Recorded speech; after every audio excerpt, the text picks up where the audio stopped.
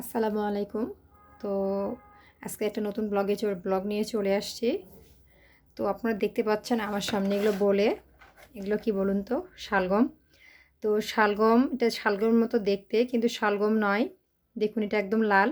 এটা হচ্ছে বিটরুট। বর্তমানে যা খুবই প্রচলন হয়ে গেছে বিটরুট নামে। এটা হচ্ছে আমাদের বাংলাদেশে খুবই প্রচলনটা কম ছিল, কিন্তু বর্তমানে এটা খুবই প্রচলন বাড়ে গেছে এটার বিটরুট নামে। এটা হচ্ছে আমি প্রায় ১ বছর আগে ইন্ডিয়ায় দেখছিলাম। তো সেখানে আমি নাম জানছিলাম এটার বিটরুট। আর এটা খেলে অনেক উপকারী। এটাতে ভিটামিন এ এবং ভিটামিন সি দুটোই আছে।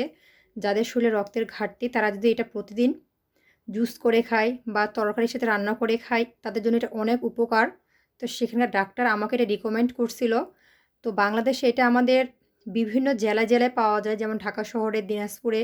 কিন্তু আমরা তো থাকি গ্রাম অঞ্চলে। তো আমাদের গ্রাম অঞ্চলে কিন্তু এটা খুব কম, মানে বলতে গেলে পাওয়াই যায় না। তো আমরা যে এটা ঢাকা থেকে নিয়ে আসবো সেরকম লোকও আমাদের নাই, বা অনলাইনে পাউডারটা অর্ডার করতে গেলে তো আমাদের হচ্ছে ব্যয়বহুল খরচ হয়ে যায়। কারণ অনলাইনে আমি এটা অর্ডার করছিলাম, তো গুঁড়াটা আমার হচ্ছে পিওর মনে হয়নি। তো এটা আমার হাজব্যান্ড খায়, আমি ভয়ে আর খাই নাই।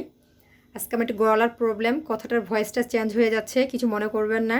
সে প্রতিদিন যে আমি গলার ভয়েস দিই, আজকে আমি নিজেও দিচ্ছি, এটা অন্য কারো গলার ভয়েস না। তো আমি হচ্ছে তো এটা আজকে নিয়ে আসলাম কেন? এটা হচ্ছে আমার বাবার বাসা হচ্ছে পীরগঞ্জে আমি গেছিলাম সাডেনলি। তো ওখানে হচ্ছে আমি যখন রাস্তা দিয়ে যাচ্ছি তখন দেখি এক ভ্যানে করে এক আঙ্কেল এটা বিক্রি করতেছে বিটরুট। তো আমি হঠাৎ দাঁড়া করাই ভ্যানটা, দাঁড়া করার পরে হচ্ছে এটা আমি কিনি। তো আমি তখন কিন্তু কোনো মানুষ ছিল না যখন আমি এটা কিনতেছিলাম। তো আশেপাশে অনেক মানুষ জড়ো হয়ে গেছে, বলতেছে এটা কোন শালগম, লাল কেন? তখন আমি যখন বলতেছি আঙ্কেল আমাকে 5 কেজি দেন, বলতেছে আপনি এটা কী করবেন, এতগুলো নিচ্ছেন কেন? তখন আমি এটার গুণাগুণ সম্পর্কে তাদেরকে বললাম। তারাও হাফ কেজি 1 কেজি করে নিল। তো উনি 100 টাকা কেজি চাইছে, তো আমি 90 টাকা করে কেজি কিনছি, 5 কেজি নিছি। তো আমার এটা খুব ভালো লাগে, আমার হাজব্যান্ডেরও ভালো লাগে। তো এটা আজকে আমি সংরক্ষণ করে করে ফ্রিজে রাখবো, তার জন্য হচ্ছে আজকে দেখাবো আমি কেমন করে সংরক্ষণ করে ফ্রিজে রাখতেছি। আর এটা হচ্ছে আপনারা হচ্ছে পীরগঞ্জে নিতে গেলে আপনারা হচ্ছে যারা ব্যবসায়ী তারা অবশ্যই নিতে পারবেন। পীরগঞ্জ অরেঞ্জ ভ্যালিতে সেখানে এটা চাষ করা হয়েছে। যে অরেঞ্জ ভ্যালির যে মালিক তিনি নিজে এটা চাষ করছে। আমরা যখন কমলার বাগানে গেছিলাম তখন এটা দেখছিলাম, সেখানে মানে সেটা ছোটো ছোটো ছিল, এখন এটা বড় হয়ে গেছে, বাজারে বিক্রি করতেছে।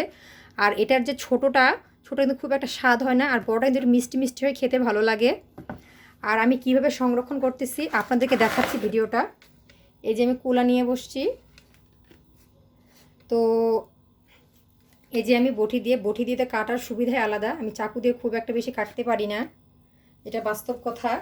তো আমি এই যে কাটার পরে আমি বক্সে আনবক্সিং করতেছি। এই যে আমি হচ্ছে এভাবে করে একদম ছিলতে হবে অল্প। এই যে আমি খোসা দেখাচ্ছি, খোসাটা ছিলে নিচ্ছি একদমই পাতলা, এটা নষ্ট করা যাবে না।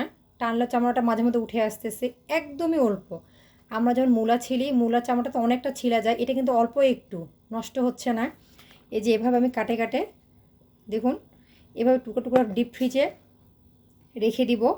আর যখন যখন খেতে ইচ্ছা হবে আমি ফ্রিজ থেকে, এটা কিন্তু আপনার জমাট বাঁধবে না, আমি যখনই একটা দুটো নিতে মন চাবে তখনই নিয়ে নিতে পারবো। তো এভাবে করে যদি আপনার ফ্রিজে বক্সিং করে রেখে দেন তাহলে হবে যে যে আপনারা যখন ইচ্ছে তখনই খেতে পারবেন, সারা বছর খেতে পারবেন। যেহেতু এটা এখন পাওয়া যাচ্ছে তাই আমি এটা এখন বক্সিং করে রেখে দেবো ফ্রিজে। আর এখন খাওয়ার জন্য আমি আবার কিনবো, তাই আপনাদের সাথে ভিডিওটা শেয়ার করলাম। তো ভিডিওটা ভালো লাগলে অবশ্যই লাইক কমেন্ট শেয়ার করে দিবেন। ঠিক আছে, আজকের মতো আল্লাহ হাফেজ, আসসালামু আলাইকুম।